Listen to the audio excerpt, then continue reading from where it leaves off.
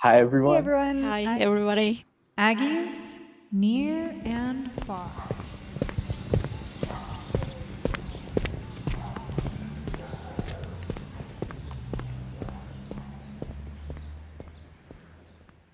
Hi everyone, I'm your host, Sophia Manillo. I'm a grad student in linguistics at UC Davis, and today on the Aggies Near and Far podcast, we'll be learning about the cultural identities of two graduate students at UC Davis. We'll be talking to Matthew Santos and Peter Torres, who both identify as Filipino American. We'll begin by meeting Matthew and Peter one-on-one and learning more about their individual experiences. Then, the three of us will have a conversation about Filipino American traditions, food, and history. And of course, as a linguist, I'm going to ask plenty of questions about language and cultural identity. Aggies Near and Far is a student organization at UC Davis and a project through the Global Education for All program. If you're interested in joining the organization, please reach out to us on UC Davis Aggie Life. And don't forget to follow us on Instagram and Facebook at Aggies Near and Far. All right, let's get started learning more about Filipino American identity. So I'm going to be introducing our first guest on the show. This is Matthew Santos. He's a second-year student at UC Davis School of Law. He focuses his studies on employment and transactional law. Matthew's a co-chair for both the UC Davis Philippine X Law Students Association and the UC Davis School of Law Budget Policy Committee. He is involved with the Sacramento Filipino American Lawyers Association and the Filipino Bar Association of Northern California. Matthew, thank you so much for being here. Yeah, thank you so much for having me. I'm so excited. Great. So my first question is regarding your cultural identity. I was wondering if you could tell us a little bit more about why you identify with the Filipino American community and just kind of elaborate a little bit more on that identity. Of course. So I identify as part of the Filipino American community. And what that means is the Filipino American community is part of the diaspora of Filipinos living all over the world. And specifically, I was born here in the United States. My parents are both immigrants from the Philippines, and all of my family is from there. And I feel a very strong sense of community. There's a really powerful sense of strength, of togetherness and community that the Filipino Americans have. And I am just really glad that I'm able to contribute what I can. The Filipino American community is such a strong and resilient and adaptive community. And I'm really glad to be part of it because I have learned so much from everyone around me. And I'm really happy to be able to do my part to contribute to the Filipino American community as well. Thank you so much for sharing that. That's so wonderful to hear. Now I'm going to interview Peter Torres, our next guest on the show, to get his perspective on this question. So I'm here today with Peter Torres. Peter, thanks so much for being on the show. Thanks for having me. Yeah. So Peter is a fifth-year student in the UC Davis PhD in linguistics. He studies the language of sociocultural health issues with a current focus on the opioid epidemic through the combination of prosodic, corpus, and discourse analysis approaches. Peter is a teaching assistant consultant fellow at UC Davis and an active member of the Young Asian Americans for Biden organization. To start off, Peter, I was hoping that you could tell us more about your cultural identity. So why do you identify with the Filipino American community? Okay, so I am an American citizen, but I wasn't always. I came from the Philippines. I migrated here before I turned 18, started going to school here. So I have lived in kind of like both sides of the world, I would say. So I guess I bring with me like culture from both, spending like my later teen years here where you kind of like learn how to drive and like go out or like make friends, and like growing up there when you're younger, around the ages when you're learning about tradition and how culture is. So I guess I kind of like have that combination of both. Also, I do speak both languages, and as you know, in linguistics, language does play a role in shaping your identity. And I speak both languages, Tagalog or Filipino and English. Yeah, so I guess I would say my cultural identity is Filipino American because of all those factors together, and plus like I see both sides of like a Filipino point of view and like an American point of view sometimes when it comes to like conversations about culture and tradition. So I would say I'm usually like the middle person between like someone who has like a deep like American roots and like a deep Filipino roots, and when like there's like clashes when it comes to like tradition, like I'm like the middleman. Interesting. That's fascinating. Wow. Thanks for sharing that. Now we're going to hear a portion of a group interview with both Matthew and Peter. Before we get started, I wanted to provide a bit of socio-historical context. So the Philippines was a Spanish colony for many years, and the Catholic religion grew in popularity in the country during this period, and it remains a majority religion to this day. That being said, Catholicism is not the only religion practiced in the Philippines, and this episode intends to present the perspectives of two Filipino American individuals, which should not be taken to represent the perspectives of the entire community. So with that, we'll get started with the group interview. So right now, I wanted to kind of just facilitate a conversation, talking a little bit about your traditions and your Filipino American culture and identity. So just to get us started, I wanted to ask, what are some of your favorite Filipino and Filipino American traditions that you'd like to share with the audience? Okay, so I think one of the really big like calendar traditions that Filipinos and Filipino Americans love is just like the Christmas season. Like it's kind of like a running joke, but kind of true that like September 1st, Christmas decorations are up. Wow. Or November 1st, but like they're up early. We love Christmas. There's so many like fun like festival traditions and like masses and things like that surround like the Christmas season. So I would say that's like a very culturally traditional thing that we love. Yeah, and we always have like big gatherings and these events. So like big gatherings, another thing that we have, you see your all your family show up in like someone's house, whoever's assigned to host a party for that particular year. Another tradition that happens within these gatherings is when your uncles or your aunts like ask you when you're getting married. That's a tradition. Like they always do that. They're like, "Oh, you're graduating. Are you gonna get your PhD? Doctor, you have your PhD. When are you getting married?" It's like, why? Why are you asking me this question? But yeah, getting married. And then on like a lighter note, more content, like we love karaoke. Mm-hmm. It's the thing, and I feel like karaoke is like an overarching thing. Like we really love, and maybe it varies from house to house. But like my family, we love ABBA, we love Queen. Same. Yeah, like yeah. We just love karaoke in general. And like our Sunday music in the Philippines, like Sunday music is like stuck in the 70s, 80s, and 90s. I feel that. That's why it's always like we still know those like songs. Oh yeah. Anything like Regine like, Velasquez. Yeah, or like if your parents like migrated here and you grew up here, you still know those songs because your parents are going to be playing those songs. We all are, so a lot of Filipinos, you see this in like TV shows, we're like singing all the time and dancing all the time. Like there's always like dancers showing up on competition shows, and I mean World of Dance, it's a thing. Like if you find a Filipino who can't dance, that's weird. Matthew, do you not dance? No, I was not on a crew. Okay, I'm not coordinated. Almost everyone's like good at singing, and I'm not. Like, I don't think I'm good. I think I'm good, but people don't think I'm good. So, another Filipino American tradition or Filipino tradition is like, doing the beso, like kissing on the cheek, which you can't do right now because of COVID.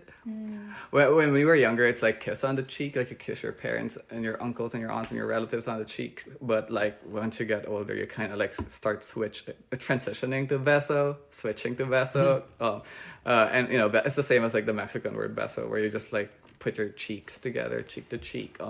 And I mean, some people do air beso. It's like an air kiss. Like an air kiss, yeah. Yeah, okay. Another thing that like maybe not tradition, but like a custom when you're greeting someone who's elderly or like, elder, like a higher rank, quote unquote. It's called the mano, which is when the younger person puts their forehead to the outside of the person's hand. So not the palm, but The other side. yeah, the other side where the knuckles are. Like, I mean, you're not getting knuckled by that person, but, you know, it's just like a slight palm to hand, and it's just supposed to be a sign of respect to that person. So if an older person like reaches out their hand like this, they want you to grab it. Yeah, you sort of accept it underneath, and then You put it in your forehead. And you mano po. They're not begging for like money, or they're not saying like you low class or something, because they're like pointing downwards. No, it's just they're just reaching out for you to grab their hands. Yeah, that's something that, you know, very customary to do. What will be scary is like if you mistaken that from like calls to like for help to like maybe they wanted to stand up and they're reaching out and they're like, can you help me? But like you thought they're doing mano, so like they kind of like try to start their momentum and like stand up, and then you like pull the hand and like. I feel like you have a story here. Like, do you? No, that does not happen. I don't know why I'm imagining things, but like in short, mano is something where like the older person initiates usually the interaction and reaches out their hand, and then the receiving end will be the younger person. And the gesture that you do when you're reaching out looks like you're asking for help. so Would you say that there's a specific age cutoff when like is it when you hit 60 that it's appropriate for you to do that, or does it depend on like the age difference between people in the interaction? Or so like I have nephews and nieces who, okay, now I'm gonna sound old again, like that do that, like they just grab it, but then like I don't even volunteer. They grab my hand. Oh, that's interesting. Yeah, because like their parents were like teaching them to do that here in America. So so I guess they don't really know that like the older person needs to like initiate, because like no one else, like they only do that with me when they see me.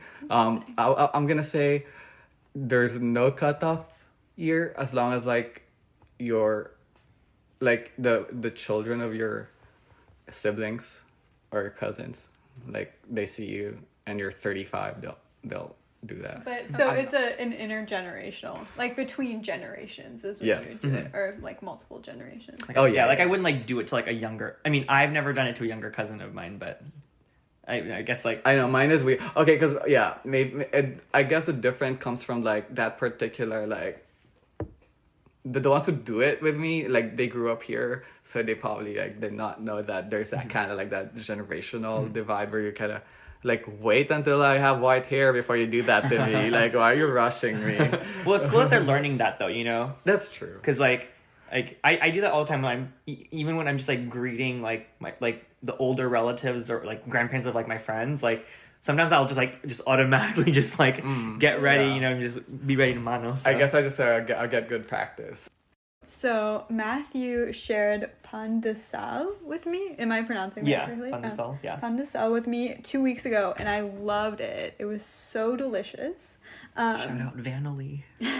Oh yeah, so it was your friend from my friend law school Vannalie from law school, yeah. who baked it for a club that you're involved in, right? Yeah. Oh, she baked it. Yeah, it's pretty cool. Wow.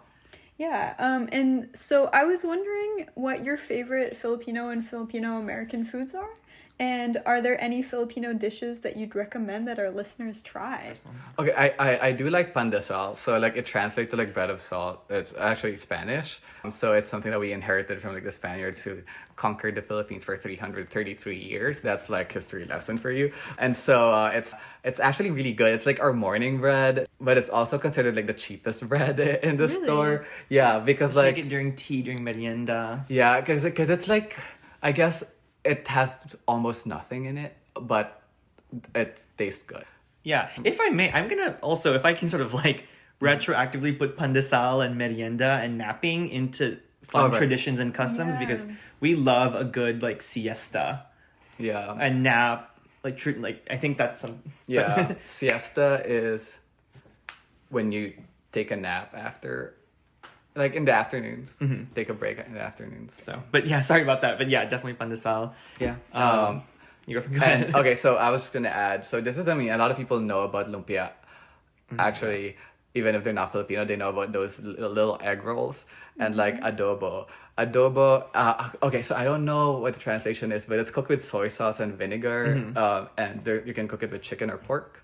I prefer pork because like I like the oiliness of it. I don't eat it anymore. It can be healthy if you don't like put too much fats in it, but like yeah, it's like one of those like staple like Filipino food that you'll see in like gatherings. Oh, and beef steak. We call it bistek. It's like beef steak, but we shorten it beef steak. I eat that too. Sorry, I'm just listing here because I like them all. Go but off, like, yeah. I'm sorry. Yeah. We were just eating lechon that I had made. Not lechon. Oh my god. Well, Lumpia. firstly, lechon, big fan. So lechon is a sort of like very large suckling pig. Yeah. So yeah, not very vegan friendly. Not. It's literally pig. It's but in a bamboo. Yeah, but it's Grill. delicious if you are so inclined to eat meat. Okay. But we were eating lumpia like probably literally last week. Yeah. So I still have some more. We can make some after this. Yeah. But I love that, all of the food that Peter has named. I like food in general. There's a really good one that I enjoy called sisig, which how does one describe it? But it's a sort of like mix of onions and some pork or steak like diced together. Yeah. How does one describe it? But okay. It's usually like prepared on a pan. So it's like on a hot pan. Sizzling. And it's all mixed together. And then you can like put an egg on top and have it with rice. It's a really good comfort food.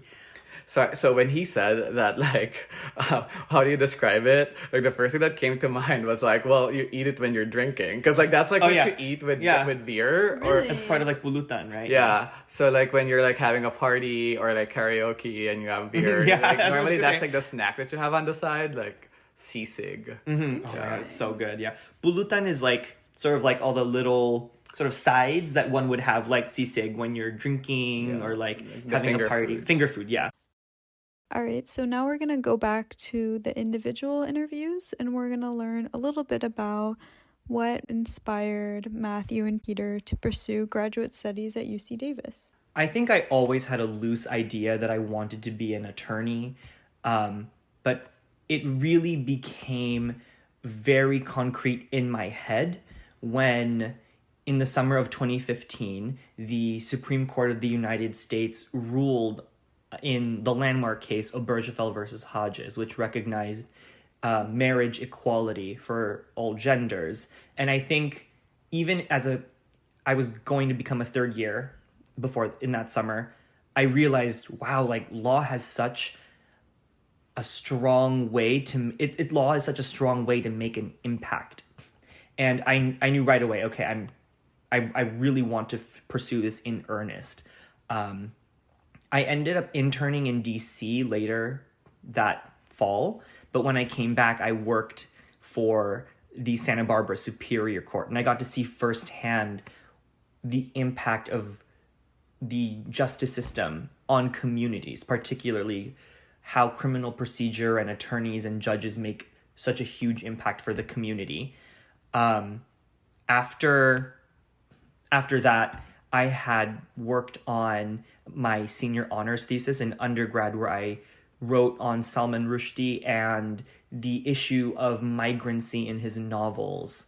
And that really, again, keyed me into really important questions of human and civil rights, especially for communities in diaspora, much like the Filipino American community. Yeah, and I think all of those aspects really coalesced for me in my mind, and I really realized like my interest in law has really pivots on that idea of social justice and impact-centered work and making sure that we can do proactive work to shift the conversation in productive and progressive ways. And one of the reasons why I chose to study at UC Davis School of Law is because of their strong programs, a really fantastic faculty and administration, and of course, a really strong focus of public service and impact-centered work around tangible change. Here's Peter's perspective. Okay, so at first I wanted to do linguistics because, well, my undergrad was on linguistic and anthropology, and I wanted to be a forensic linguist. Yeah, so kind of like solving, it's just fun, like solving crimes and like, but like looking at ransom notes and like, or like manifesto. So like reading manifestos and stuff like that. So like I wanted to be a forensic linguist, but then right when I got into like linguistic anthropology, for a project in class, I studied people with dementia and how they communicate. Right. And so it was more of a rewarding experience for me to be able to, study how even when you have dementia and people think that you are not capable of using, too much of your communicative skills anymore, that's actually not true, because it takes more effort to co-construct utterances with someone else. And people with dementia would usually need the help of someone else to kind of like, I'm not gonna drink my drink with someone else holding the straw for me. That will be more effort. I'll just do them myself. But if you have dementia, and you're older, someone else is helping you drink, with the straw. Right. It's definitely harder because of all the complexity of communicating. When do you stop feeding me water? When do you like move the glass away from me?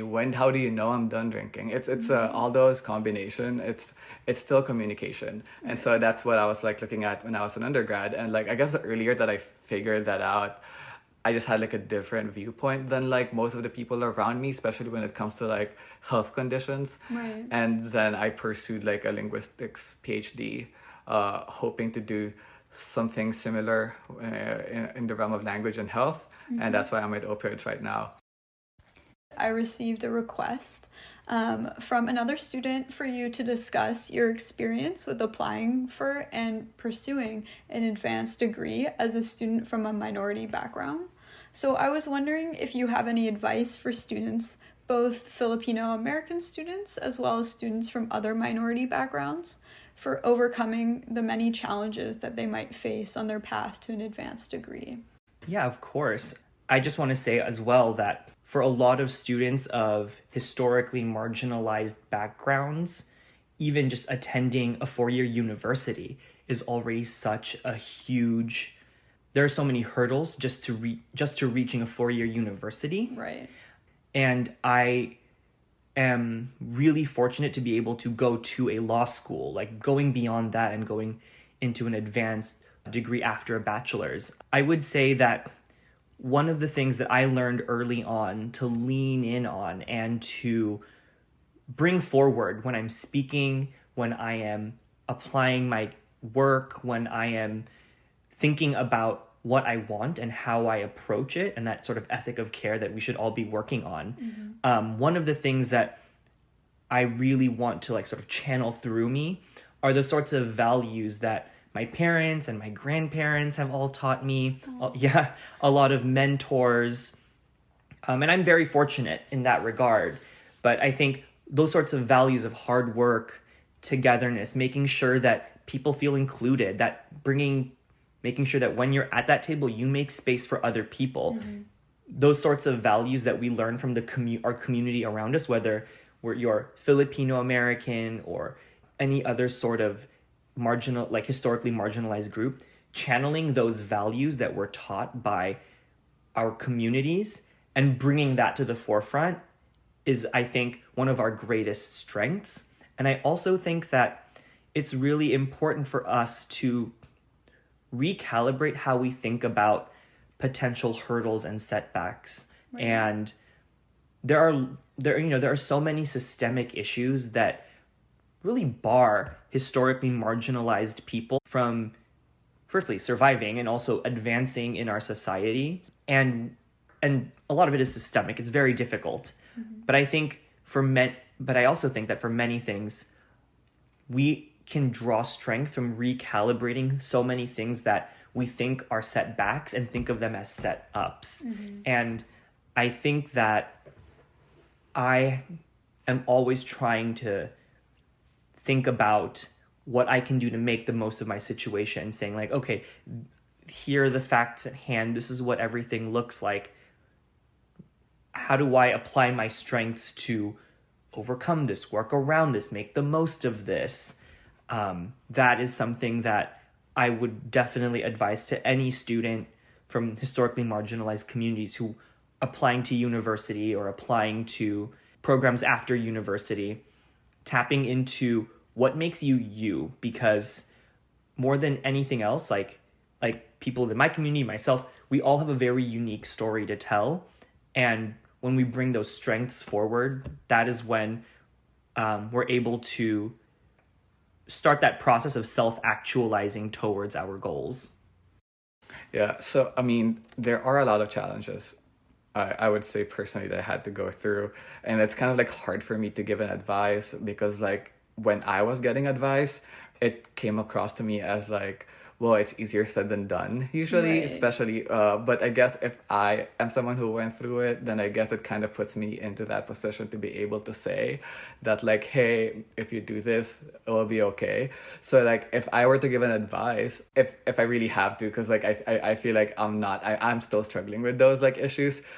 So it's kind of like hard for me to give an advice, but if I were to give an advice, I would say to go for it. Yeah. There's I guess the payoff later on, if you get like a good paying job because you have a higher degree, will be better because I'm pretty sure a lot of people are probably going through the same things I'm going through, or like, why am I not making money after my bachelor's? Why am I still taking out loans just to pursue like a higher degree and try to enter academia, which in itself is very difficult. And it doesn't really favor immigrant families who's like, you know, you kind of have to sometimes stay together. And like, so academia, you usually have to move Right. to find a job. And so it's really difficult to like, you know, leave your family, especially if you're the one who's doing the translations for them, or if you're the one who's like taking, you know, helping them out at home.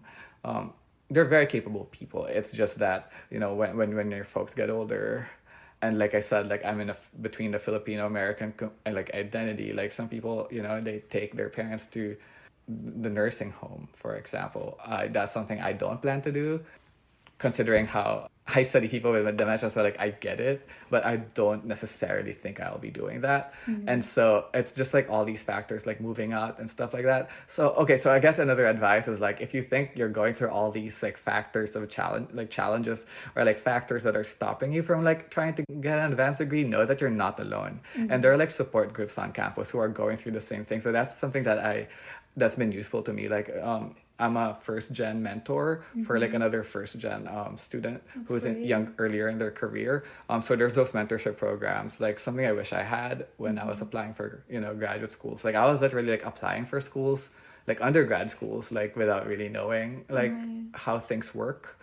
And like I understood English, but if you're reading something in a foreign country about like, you know, requirements for like something you need to submit to apply for this particular school, it's almost like you need a lawyer or like someone to just give you the affirmation that you're reading it right, because you're just like so skeptical, like, is this so easy to understand? If you understood it, if you don't understand, it's like, why is this so hard to understand? You're always questioning yourself.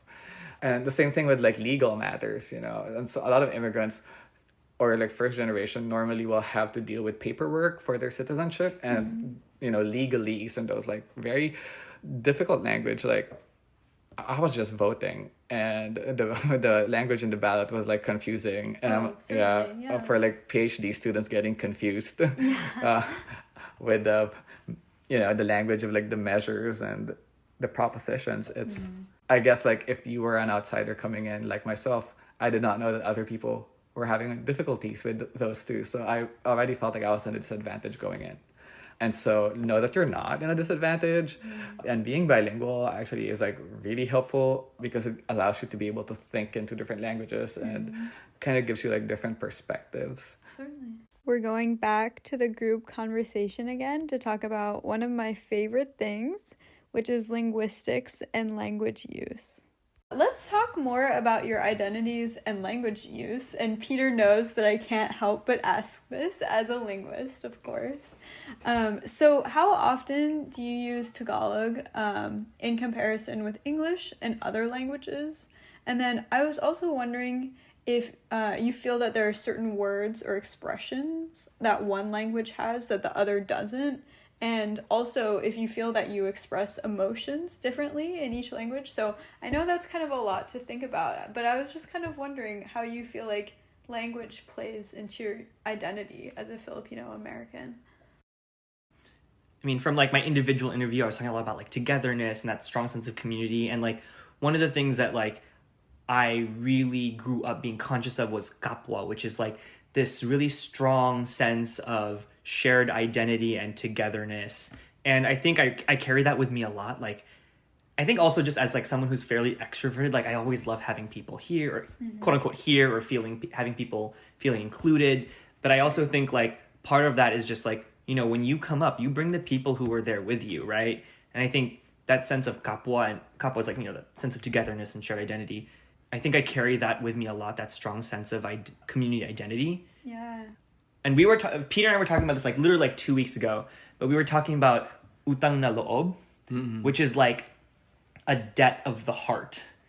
It's hard to describe, but but essentially it's a sort of spiritual debt that you owe someone for doing things that are like something they did for you, like foundational and like for instance, like I would have utang na loob to my parents for being like fantastic parents who raised me and, you know, sacrificed so much for me, you know, like and for me to just be disrespectful to them or to not take care of them would be me not living up to that utang na loob, or not paying that debt back. Right. So those are things I'm really mindful of, like paying it forward, bringing people together. I think that's something that it's a lot for me. Well, for me, I translanguage. So translanguaging is the process of when you translate for your parents, and sometimes children usually are the ones who do the process of translanguaging for your listeners if they're interested. Sometimes it's difficult for the children, for children to translate for their parents sometimes because there's just different culture, like, you know, culturally messages are just don't translate correctly. Right.